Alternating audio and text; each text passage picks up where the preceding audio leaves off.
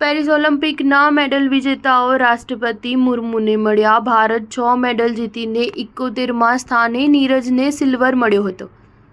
રાષ્ટ્રપતિ દ્રૌપદી મુર્મુ બુધવારે પેરિસ ઓલિમ્પિકમાં ભારત માટે મેડલ જીતનાર ખેલાડીઓને મળ્યા હતા। તમામ ખેલાડીઓને રાષ્ટ્રપતિને મળવા માટે રાષ્ટ્રપતિ ભવન બોલાવવામાં આવ્યા હતા।